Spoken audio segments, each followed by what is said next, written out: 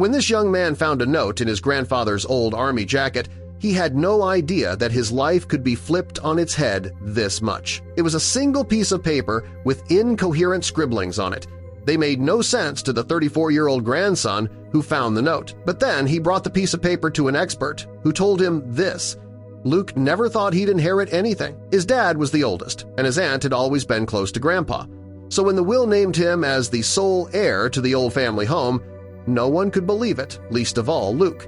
"He left it to you?" his brother asked, stunned. Luke just nodded. "Grandpa must have had his reasons," he said. But Luke had no idea yet how true these words were. Grandpa Carl planned on Luke getting the house, but the building itself was just an appetizer. The actual reason for Luke's odd inheritance went far deeper than that, and it all had to do with the note Grandpa Carl hid inside the house. But before we start, smash the like button and make sure to subscribe if you haven't, and hit that notification bell so that you won't miss any new stories. This piece of paper went further than a gift. It was a responsibility. Luke stepped into the house for the first time since Grandpa's passing on a Saturday.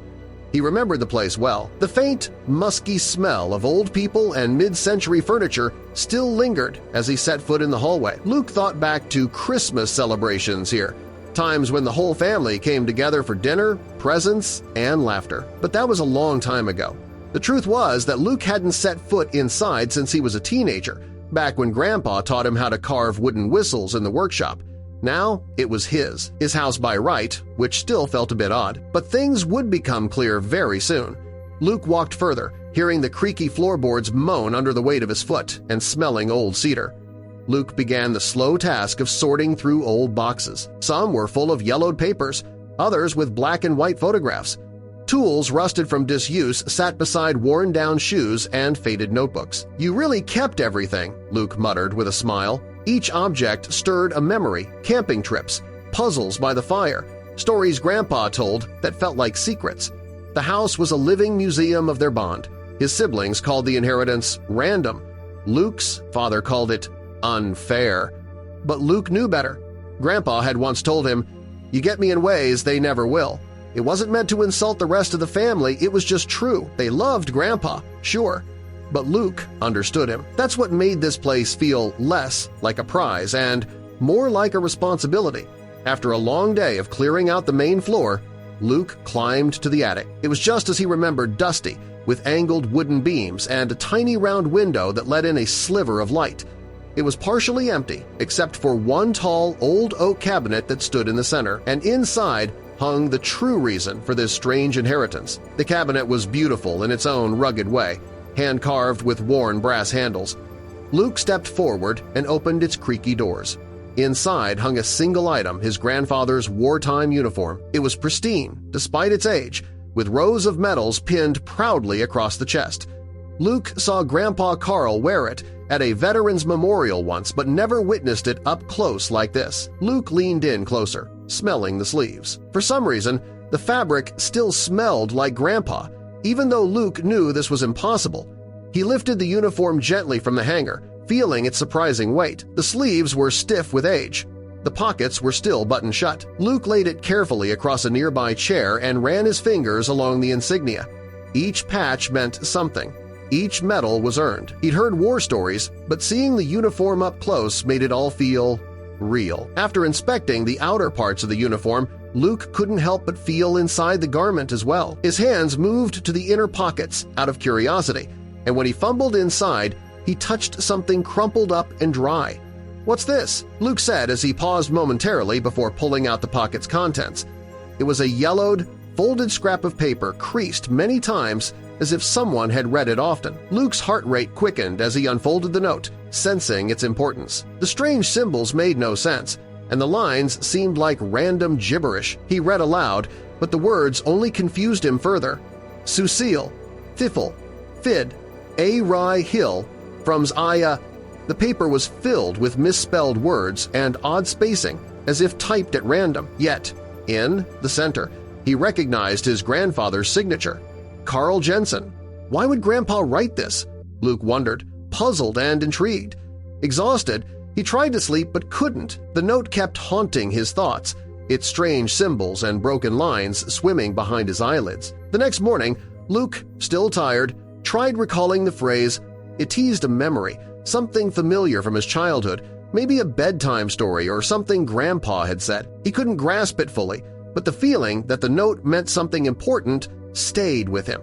His curiosity and determination were stronger than his fatigue. Luke knew his grandfather's things always had a purpose. This note was no different. He decided to search for help, finding a contact for an expert in old military notes. Dr. Adrian Keller, who specialized in encrypted writing, replied quickly and agreed to meet that afternoon. Luke hurried to Café Marlowe, the weight of the note heavy in his pocket. At the cafe, Dr. Keller immediately recognized the note. "This is an old field cipher," he said, explaining that the strange words were intentional, a type of transposition code used by the U.S. Army during the mid-20th century to keep messages secret from the enemy. Luke listened intently as the expert began translating the message, line by line, onto a napkin. "It's a location," Keller said after a moment, "and instructions. Final resting place. Answers lie beneath the rose, west of the willow. Use a shovel and dig deep." Luke's mind raced. His grandfather had rose bushes and a willow tree in the backyard.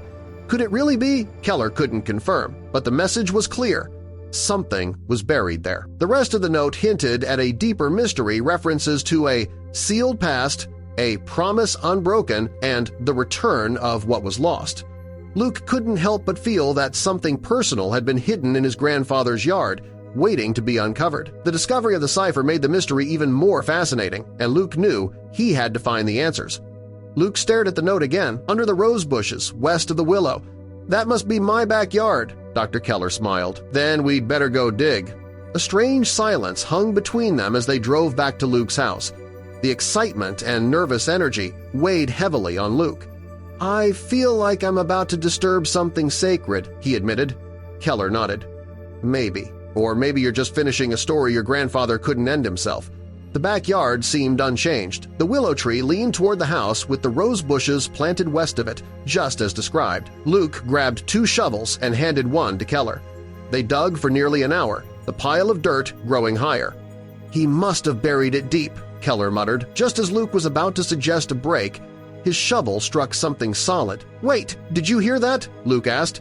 Keller knelt beside the hole, brushing dirt away with his hands.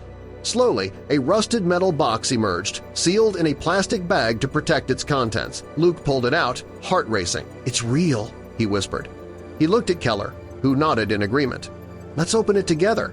They opened the box and found multiple photos inside. Some were of Luke's grandfather in his military years, others of people Luke didn't recognize. The first few photos were innocent, showing Grandpa Carl with a woman, but the last few sent a shock through Luke. One photo showed the woman, heavily pregnant, with Grandpa Carl cradling her belly. The final photo, taken in a hospital, showed Carl and the woman holding a baby. Luke's heart skipped a beat as he flipped the picture over and saw the words, 1960 to Hanoi, Vietnam, Carl Jensen, Lin Nguyen, and son Will Jensen. The name Will Jensen sounded familiar. It was his father's name. Suddenly, everything clicked. Luke and his father had always looked different from the rest of the family. They were the only two with dark hair and a different complexion. But now, the pieces fell into place. Keller reached into the box and pulled out a letter that seemed new compared to the photos. "It's addressed to you," Keller said, handing it to Luke. He recognized his grandfather's handwriting. The letter began, "Dear Luke, I have passed away if you are reading this. I'm sorry for never telling you the truth." Luke's eyes widened as he continued reading. Grandpa had loved his grandmother and had 2 children with her, but his heart had always belonged to another. He had met Lin Nguyen in Vietnam during the war, and their love had led to the birth of Luke's father, Will. After the war, Grandpa Carl returned to America with Will, leaving Lin behind. The pain of separation was deep, but Carl's wife had agreed to raise Will as her own, provided Carl never spoke of Lin again. Carl eventually told Luke's father the truth, but he didn't want to know. However, Carl believed Luke would want to know the truth about his heritage. "She wasn't your mother, but she's part of your blood," Carl wrote. The house Luke inherited was paid for with money Lin had given Carl to raise their son. At the end of the letter, Carl shared that Lin had moved to America and lived in a town nearby. "If you want to meet her, this is her address." Luke's hands trembled as tears filled his eyes. The truth had finally come to light. Before going to Lynn, Luke drove to his father's house, hands trembling on the steering wheel. Will Jensen looked confused when Luke arrived unannounced with the letter in hand. "Dad, please, just read this." Silence followed, then tears. Luke explained everything, the photos, the woman, the house, the promise. And for the first time, Will didn't shut it down. He nodded. "Let's go see her." The small house sat nestled behind flowering trees. Luke waited near the car while Will walked up the steps. Lynn answered before he could knock, as if she'd been waiting 50 years. "Will?" she whispered. They embraced with a quiet that said more than words ever could. Luke watched, heart full, as two lives separated by time began to mend in one beautiful moment. Later, they sat around her kitchen table, Luke, Will, and Lynn, laughing over old photos and memories none of them had shared before. Lynn placed her hand over Will's and smiled at Luke. "You brought my son home," she said softly. With Grandma gone, there was room now for healing, for reconnection. And as Luke looked around, he knew his grandfather's story had found its ending.